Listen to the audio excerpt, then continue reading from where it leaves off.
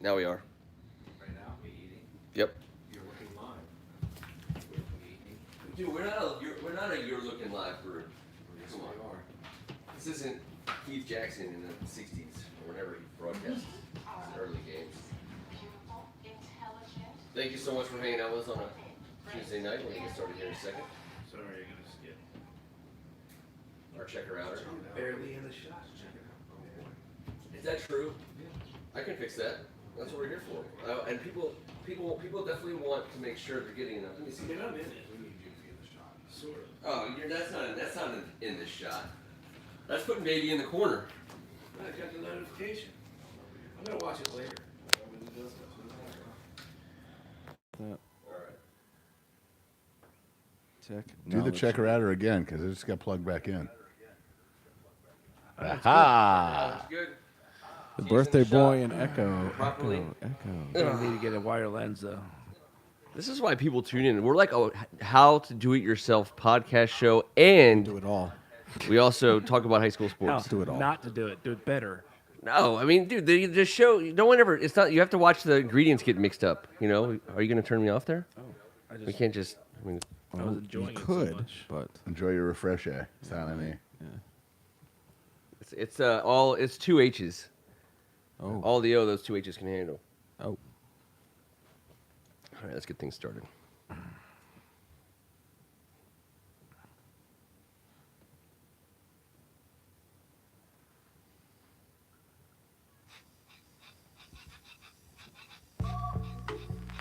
Good evening, and thank you for joining us on another Tuesday night. On behalf of First Amendment Sports and Basement Podcast Studios all over this land, I'm Ken Marangolo. He's Tim Strecken.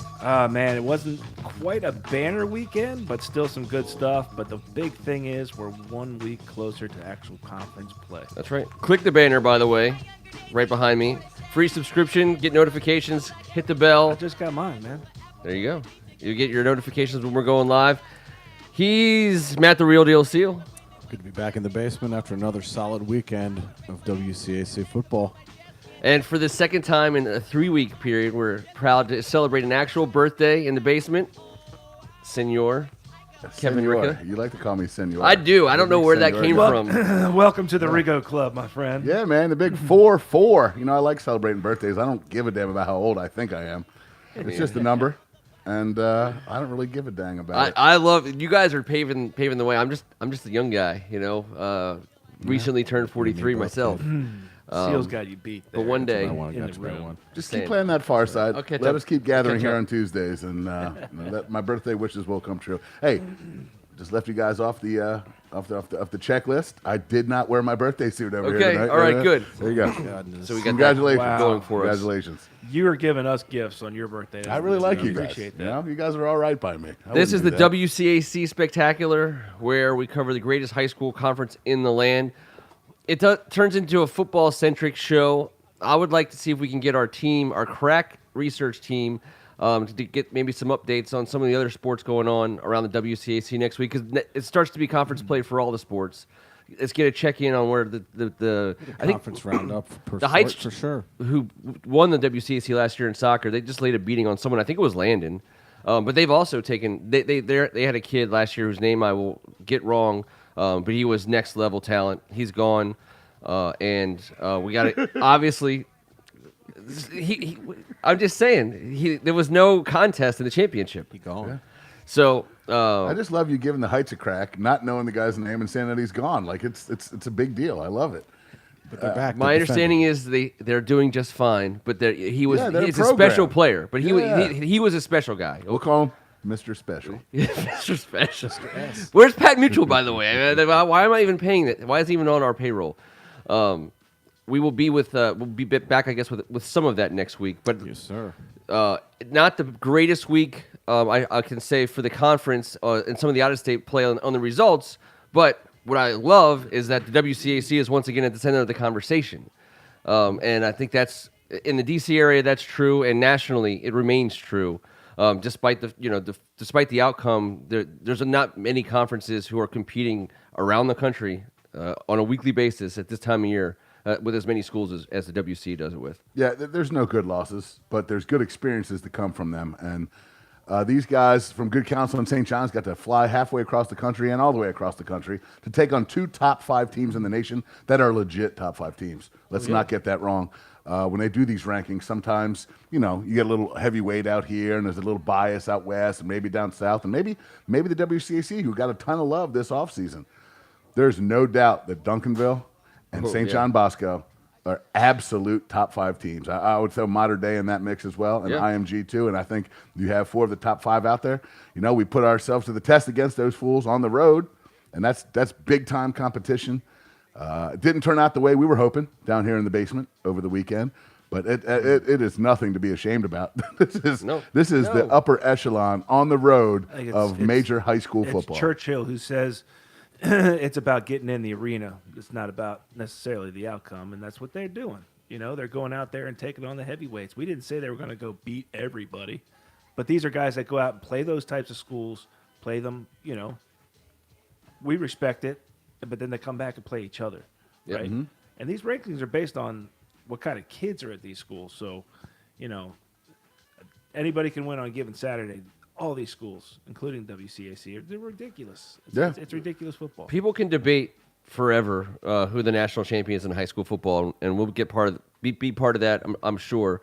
But like we talked about, I think last week and the week before, there's only one trophy, and that's winning the WCAC. Mm-hmm. There's only one actual title. No one's goal has been taken from them as a result of last week's football games.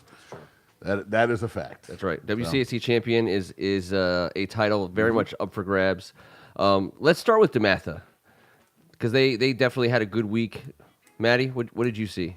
They had a matchup against the Avalon School, which hung tough for about a quarter and a half.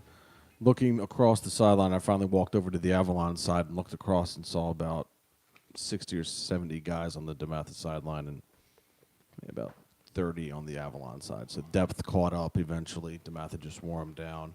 Malachi Anthony, quarterback for DeMatha, used his feet. Great rushing performance by the young man. Had 2 touchdowns rushing. Defensively, Keziah Izzard and Colin Mobley on the defensive ends held, contained for DeMatha's defense. Guys are werewolves. They are. Both of them at halftime. They're dogs. Talking to each other, just dictating how the action held for the Stags. They have some weaknesses, possibly offensive line and defensive back, which we know they'll get worked on come conference time here coming up. So 33-0 victory over Avalon. They've got a game coming up this week. St. Ignatius from Ohio, Cleveland, Ohio's coming in. It's a huge test. This is what we were just talking about, taking on big competition across the nation. This is a big game for DeMatha. And I think, as I know Bill McGregor is apt to do, he's getting this team better each week. He's honing them. He's getting them ready, obviously for the WCAC. But this is going to be a big game for them. Yeah, when you got Marshawn Lloyd hitting 6 pieces from 55 yards out consistently, you're always going to be in the mix. But this team, St. Ignatius, they were the top team in the state of Ohio. They've played the other 2 top teams in Ohio, and they lost 38-31 to Mentor and took down Hoban last week 42-41. So they're doing the same type thing in state that we're doing on a national level, but.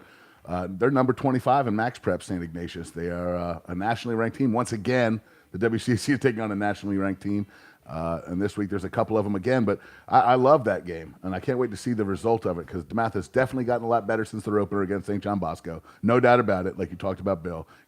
Week 1 to week now might as well be 3 years when you play for Bill McGregor. That is a fact. I've seen it my whole entire life. You've lived it. We've all been witness. But going up against 2 top teams like St. Ignatius has, this is going to be one hell of a test for them. That's a 2:00 game Saturday at the PG Sports and Learning Center. The next 2 DeMatha home games are at the PG complex, and then they go back to Catholic. Interesting. So that's an interesting scheduling note. Good sandwich before we go to our Good Counsel Superfan. We can sandwich in a McNamara result. They took one on the chin. St. Mary's Riking, the program definitely on the rise. Oh, they're definitely on the rise. They're looking good, and they're starting to turn heads for sure. It's a good game for them to schedule. They want to play against the upper conference. I think it's a good matchup with McNamara. That's whose heads I'm talking about are turning. Yeah. They say that program's doing really well. Yeah. They're noticing. The gap was narrowed. coming off of last year. Last year they took it on the chin. This year was a battle. Yep. You know, McNamara hung tough, and that's a tough league game at this point. You know? Absolutely. Yeah, that's what it is. I mean, and McNamara should have no feel not bad at all about measuring yourself up against a program like that on an annual basis. I thought they could have won this week. Coach Brady and your boy Chuck, I think Charles Woolridge. Yeah, they're doing Chucky. good things, as far as putting 11 guys on offense, 11 guys on defense who can play. They have athletes Yeah, those too. two guys That's they played at Rutgers together. Yeah. They know the game, and we've seen Brady do some good things at each place he's gone in terms of turning cultures around and getting them focused and doing what you're supposed to on a football field, and they're getting better each time we see them. Let's call our man. I'm excited about McNamara football, and definitely look forward to having them get measured up against the other big guys. But at the same time, They'll compete. At the same time, there's some good stuff going on up at Olney. Don't go chasing John Bosco. Please stick to the Mustangs and the Stags that you're used to. I know that you gotta play who's on the schedule, but it was a long flight home. That was awesome. That was very Jamie well write done, that? sir. I mean, that's forever, by the way, also, which is most of the greatness. Good Counsel Forever, football, ever. Super fan. taking on the best on the other side of the country. And Tim, give us some details about the game. But I was very proud of the way Good Counsel did what they were trying to do. Holding the ball, trying to capitalize on all those penalties that those guys committed. That's kind of unreal that they were that sloppy. But what do you think about your boys? Well, I mean, it's a good point, and I was very proud of what they did. Also, I mean, Good Counsel came into the game 2-0, and St. John Bosco was undefeated. Also, and you say that they're the best on the West Coast, but from what I saw, that's the best football team I've ever seen, and they were absolutely loaded from top to bottom. And the big man on campus is literally that, and that's DJ Ukulele, as far as I can say. That was that close. name. Ukulele. Ukulele. We've been working on it over here. Yeah. DJ Ukulele. good Maybe try. you could. Maybe, I thought you would He have is sung a that one. Clemson- Right.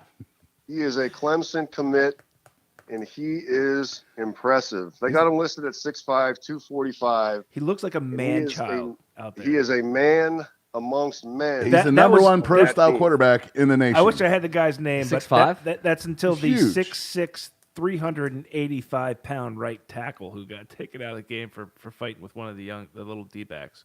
That guy was enormous. Yeah. But back to you, Tim. But they had a lot of big guys on the team, Oh, but this yeah. guy certainly stood out. And he has an absolute rifle attached to the right side of his body. His arm is a laser rocket. And Yep.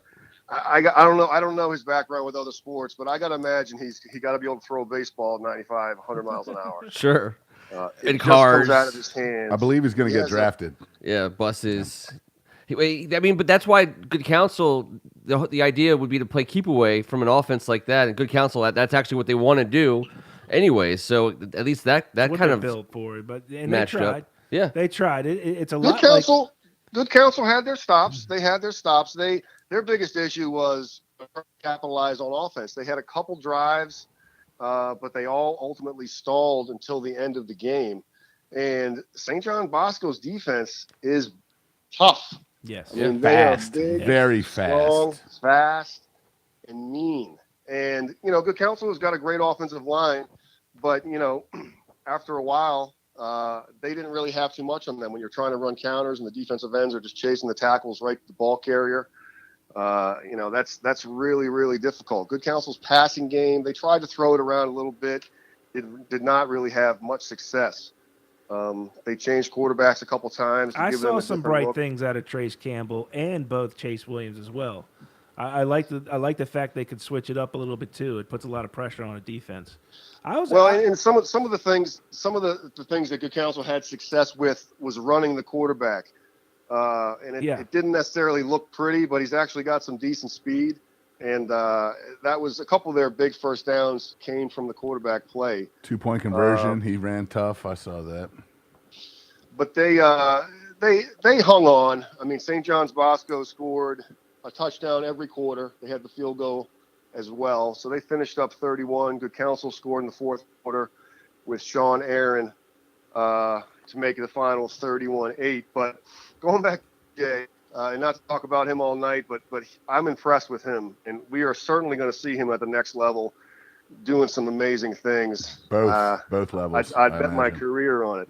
He certainly was way Your better. singing career? Don't you dare gamble with that. Dare. No. I would never. I would never. But he was I way meant my better job, against of Good course. Counsel, Tim, in my opinion, than he was against DeMatha. I think he might have been on, just a little jacked up. Yeah, in he the was first all- he game, was and pumped. he was a little over the place. But boy, he was on target with Good Counsel. And again, it was what we were talking about earlier. It just wore them down after a while. Couldn't stop them offensively, Well, and on defense, it just.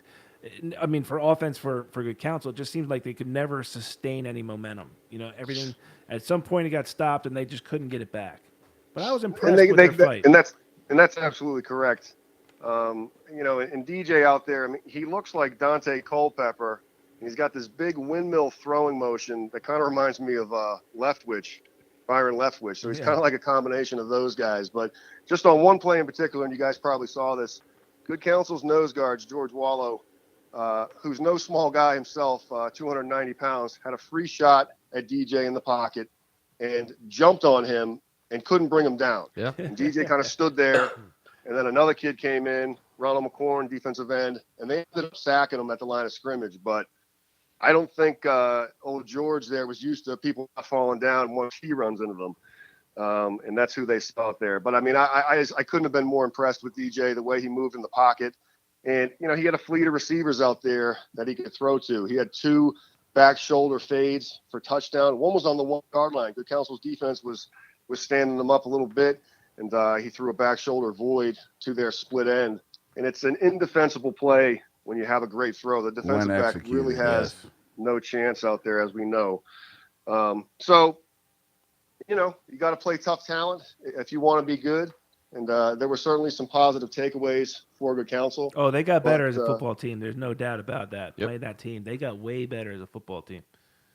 I think so, but I can tell you right now, I'm glad we're not playing them again. Oh, no. Oh, well, there's anybody else that's going to play We them saw this year. 2 years ago they played at St. John's, and I saw DJ's coming out party. Yeah. And he came off the bench for the last drive of the game, down 14-10 with a couple minutes on the clock, and he led his team down the field for the most success they'd had all day against a stifling defense as a sophomore. And that was kind of his, jump onto the scene. And he was a highly regarded kid, but he hadn't played much. There was a senior quarterback heading to Iowa State ahead of him, and they made the switch. And, at the same time that they were building this $10 million facility with it must be the fastest track. It looked like the Coliseum to me. These receivers, Hudson, Loya, and McDuffy, those guys, we saw them against DeMatha. We saw them against Good Counsel. No one will see that type of speed again. Yeah. It was mind-boggling. And with a quarterback like that, I imagine my prediction is that those two, Mater Dei and St. John Bosco, playing in that Trinity League, I believe they're the 2 best football teams in the nation, and I believe IMG and Duncanville might be slightly behind them, but I think, I hate to admit it, boys, but I think the Trinity's got the 2 best teams in the nation this year, and if you see them play, it's hard to argue. Sure. That is hard to argue, but they went out there and competed. They went out there and competed. Hell yeah. No, they definitely did. I mean, the score could have been 56 Zippo, so Good Counsel, held their own as long as they could, but St. John's Bosco, aside from having talent, they executed. They ran a cardinal screen to the split end, and by the time he caught the ball, he had 3 offensive linemen running in front of him, and it was perfection. And we know how tough that play is to stop. I love how guys in the area call it the cardinal screen. Shout out Catholic University. Shout out Jeff Clay, made it famous around here. Now, some people just, that's what they call it. Cardinal screen. Tom McAvoy made it famous for St. John's back in the day. Boom. Who do the boys have coming up? Good Counsel this week is playing the undefeated 3-0 Archbishop Spalding. Back to Baltimore. Han. What are we expecting? What are we expecting, Tim? Well, when you say the name Spalding, everyone always says or thinks of Caddy. Of course, absolutely. I just took my foot off. You'll get nothing in like it. But these guys are no Really? joke. They are 3-0. They're averaging 460 yards a game offense. They had 500 yards last week in a 43-29 win against the talented Bullis team. They spread it out. I think they've got a decent QB and a decent back. They go 4 wide. They run the zone read and a couple G and counter plays off of that. So I think it's going to be certainly a good matchup, but it's not going to be anything like what they just played. And that's the last I'm going to say about St. John Bosco. But, coming from that team and then coming back here and playing Archbishop Spalding, it's not going to be a letdown game because the Good Counsel is going to be very tuned up to go in there and show everybody what they are really about. So they are going to pull out the win this week. I've got them winning 21-7. And All right. Well, this time, let me say this. yes. That helmet looks good on you, though. But also, I want to say that last year's game ended with a ton of humongous question marks. You got a Spalding team right now that you just mentioned, just high-profile offense. They're averaging 52 points a game. Good Counsel has played a different schedule. They're averaging 11 points a game. Yeah. Vegas is going to have a hard time predicting this. Last year's game ended in a 35-35 tie due to weather conditions. That somehow got turned into a non-contest, turned back into a tie. One team made it a tie. One team acted like it never happened, and I don't even know what the whole situation was. So it was just a big, as Jamie Lee Curtis would say, cluster F. But that's how the game ended, and it was never listed as a tie. It was listed as an incomplete contest. We on should MaxBets. tack this game onto that game score-wise. So yes, with the 52 average and 11 average, and well, like 35-35. You just trying to make soccer out of football real quick. It's like a what's it Well, called? it makes you wonder, where did I come up with that 21-7 score? And I'm sorry, I cannot reveal my sources, so it's just going to have to stay as is. But Good Counsel is going to win this game, Always and have they been. remember that game from last year too. And I know that they felt like they should have won that game. Facts. So Good Counsel, takes things personally and settles stuff on the football field, and that's what I'm looking forward to this weekend from them. Well, we say it here all the time. It's iron sharpening iron, and that's for all these schools. That's what we've been talking about with every single one of them who's taken on one of these big hitters or about to take on more. Well, I also have to mention this. I once took on John Condon of Good Counsel fame in a break-off. So it's not always settled on the football field, Tim. Sometimes it can be any arena. It's just all about competition, from what I've understood with your Good Counsel boys. Well, in the Hall of Fame of dancers, John Condon and Kevin Ricca are certainly there. So it was quite a battle. Was Clash of the Titans. Yeah, I get exhausted sometimes thinking about it.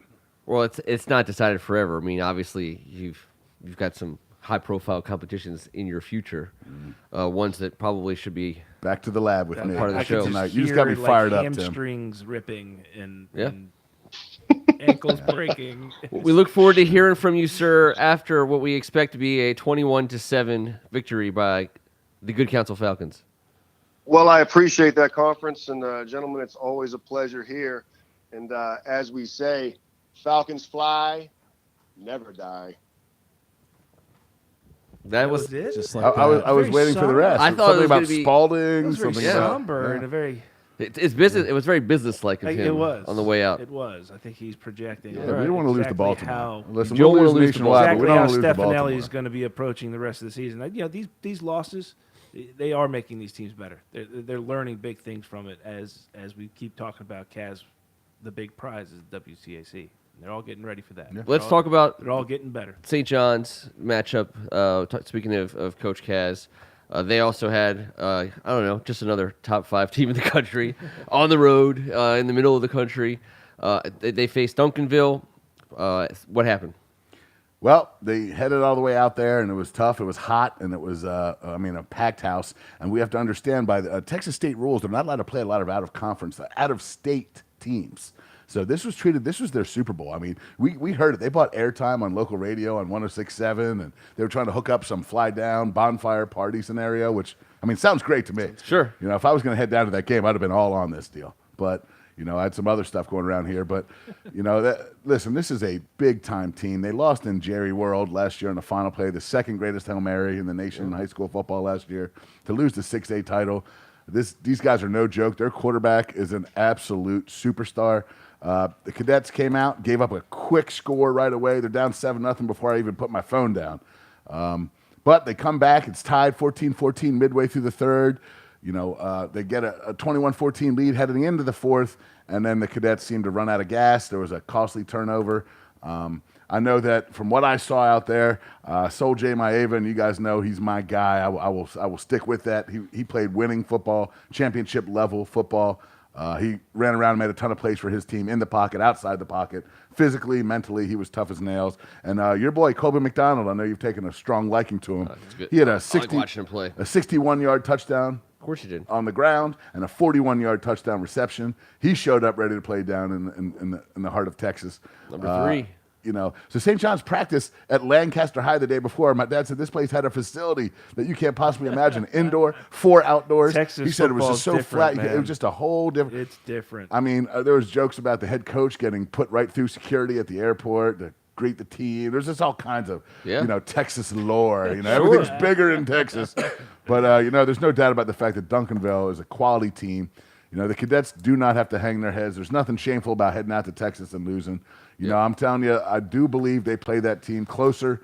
There was a couple guys that were a little bit banged up, but they came out awful healthy, which was a big, big deal for the Cadets moving forward, because when you play the number 5 team, and then next week you got the number 4, and then the following week the number 1, you kind of like to have all your bullets for that gun. So, hey, the Cadets played tough. Nothing, like I said, when you have this schedule, you got to anticipate this. Yeah, right away, they got another one. No, they got number 4 and then number 1. And you know what? It doesn't matter what the record is going to be. I mean, yes, it matters to get a W. It's good for, but there's no one should be hanging their head out there. No. We all had these aspirations. St. John's will we like beat to talk one of about these it. teams. Listen, that's where I was going to go. That's where I was going to go. You play enough of these guys. I would want to be IMG right now. No. I know they're confident in what they do, and they're a good team. St. John's can win. I mean, St. John's going to be mad. At this level, too, everyone's mad. They're going to be mad. People and I don't want to win. get a St. John's team that's mad. That's all I'm saying. Because I think that, you're making IMG mad right now. Dogs. They know who I'm behind. It's called the WCAC. I thought you were going to say they know where I live. I was no. Well, they can probably figure that out. Don't give me your address. But we don't in all honesty, no. I wouldn't want to take on St. John's right now, knowing the weapons that they have, what they can do on a football field, and to get them a little bit mad and feeling like they need to prove something to themselves. I hear you. Not anybody else. I hear you. To themselves. I will say this. There's not one starter on IMG's roster that is not a Power 5 guy. So here's the matchup to keep an eye on. Is Nick Nolte Watch their coach? this guy. Watch Elias Shaq. Ricks. Elias Ricks was going to play against St. John's one way or another this year. The modern-day transfer who's on the docket the next week. Transferred down to IMG. He is the number 1 prospect at corner in the nation. Now, he's rotated with someone else. I forget his name, but he's been at the top of this list. He's a top 10 player in the nation. He is 6'2", 195, and all of it. On film, he is a physical beast. He's fast. He's an absolute animal. He's heading to LSU, and if you're going to be the best cornerback in the nation, you might as well go up against the best wide receiver in the nation, who's also heading to LSU, because you're about to do this in practice every day, fellas, and we're about to see it on a game situation down in Rock Creek Park, Definitely right in Chevy Chase, Northwest Washington, D.C. We're going to hit up that on LSU Twitter account. Oh, yeah. Oh, without a doubt. And listen, IMG's got a attention. D-line that's right there with St. John's as far as hype and accolades and Power 5 scholarships and rankings go. There's a guy named DeMonte Capehart. I mean, he's heading to Clemson. He is a top 25 player in the nation at the defensive tackle position, ranked number 2 or number 3 with Trey Williams, depending on how you slice and dice it. Sure. So there's some there's all kinds of talent coming to Northwest this weekend. DeMatha taking on St. Ignatius, number 25 team. St. John's taking on the number 4 IMG. I'm just glad it looks like we're going to get this game in. This game on this date, this exact weekend, has been canceled for back-to-back years because of 2 separate hurricanes. And God bless there's not another one this year. We've had enough of listening to these damn hurricanes and all the stuff that's gone on and how it's affected people's lives. Forget about football. Right. So that's been a positive thing. We're going to get these guys up here. I think there's a trophy that they play for. There's an Under Armour Cup, the Under Armour Challenge, I believe, or something along those lines. Someone's gonna. These schools like each other. Yeah, that's what the good news for St. John's is. They're going to continue to be playing teams like this for the foreseeable future, and they're good enough to win in these games. So they will win. And if you're IMG or Modern Day, I think the odds are. Getting in more and more in St. John's favor because they're not going to be shut out of all these games. There's a reason why they're scheduled, and I look for. I mean, it's going to be fun to watch St. John's operate because I think that the young guys that started the season when we were watching them against Southridge and Deerfield that got valuable opportunities then. They're good players already. Like they're not necessarily, just raw green. Like some of those kids are really good players already. So the experience that they've gotten is going to pay off. I think even before you get to league play, and the coaching staff we know will take full advantage of that. There's another coaching staff on the sideline this past weekend wearing purple in the WJA Gridiron. Is it the Gridiron Classic? Yeah. Jesuit Gridiron. Jesuit Gridiron Classic. Gonzaga versus Georgetown Prep. I everyone I think was surprised to see a 7-3 halftime score in favor of Prep. Very much so. Everybody, including the Prep people. I mean, there wasn't anybody who wasn't thinking that. I also heard that the Dubliner was essentially our whole neighborhood was at the Dubliner from 11:30, 12 o'clock on for the rest of the day. My part of Kensington was not. Are you sure about that? I'm pretty sure. Bonavita, I would have been there. Was leading the charge. I would have been there. A bunch of people. I think they were just literally getting pulled out of the parking lot and going into the Dubliner. But an awesome scene for a high school football game that is currently unscheduled for next season. So get it while you can. Yeah, that's true. The world was shocked. 7-3 at halftime lead for Georgetown Prep Little Hoyas over the Gonzaga Eagles.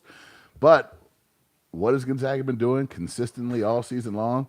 Spotting a team, a touchdown, maybe two, and then let Caleb be Caleb. And that's what happens, and it's very difficult. Last year. It's just what it is. Yeah. You're never out of it. Obviously, we're the first people that can tell you that if you got Caleb on your side. Yeah. And the kid is special, man. It's got this Aaron Rodgers feel. The year he won the Super Bowl, he lost guys from the year before. He had guys on IR. He was just out there flinging it to anybody, and he just had the discount double check. And, I'd like to see Caleb bust that out because it's what it's reminding me of.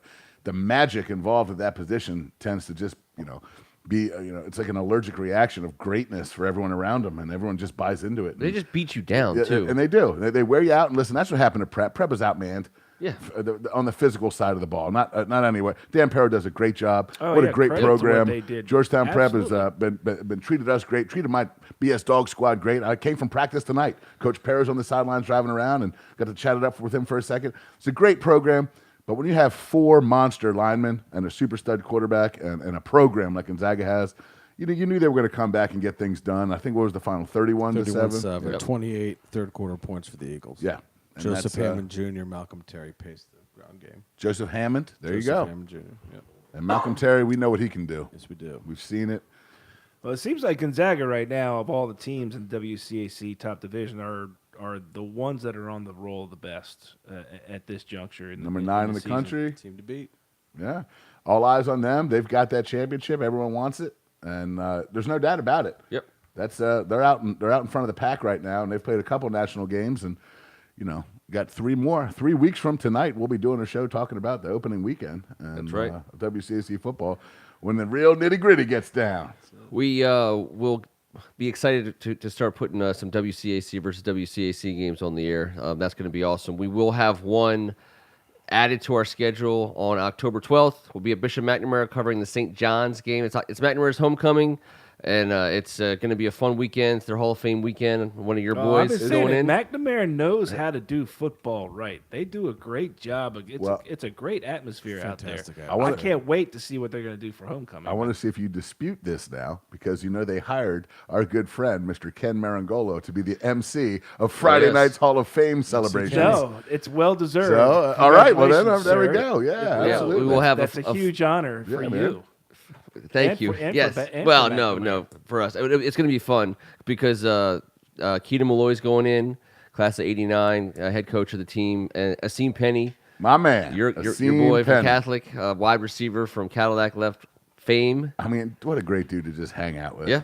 He just makes life more fun on and off the field. Certainly on, definitely off. Definitely off. Oh, we're hoping to get him on the air to talk about it as well. Oh, we're good. That's for sure going to happen. Pre-game Wait, show this is the with night Asim after Penny. Friday's Hall of Fame celebration? We're going to delay the game. It's 2 o'clock I start. don't think anyone should be holding their breath. We're going to try to push for at least a 5:30, 6 o'clock start to that one. I should be by halftime, at least. That's what I said. We'll be back again next Tuesday night on the WCAC Spectacular. He's Matt the Real Deal Seal. Until next week. Tim Strachan. Hey, kids, we're proud of you. That's why we do this. Love what you guys are doing. Looking forward to more stuff coming forward. Birthday boy. Yeah, I love all this stuff. I can't wait to have this unfold this week in another couple national matchups, all the local matchups. Like we say every week, stay healthy out there. Just you're not allowed to get hurt, boys. Just not allowed. Forget about it. And until next week, be a good sport. Oh. Did Yeah, be grounded, stay rounded. He keeps looking right at totally me about the forgot. rounded part. It I freaks me out wasn't going to every let week. you Sorry. forget. I'm doing a good job of Be rounded. grounded, All right, I am. Stay rounded. Give me a little credit. Till next Tuesday night, this was the WCAC Spectacular. All right. I totally forgot. He didn't forget. They didn't forget. That's the key. It's a staple. You have to do it. This kid Elias Ricks is Later. a freak. He's a player.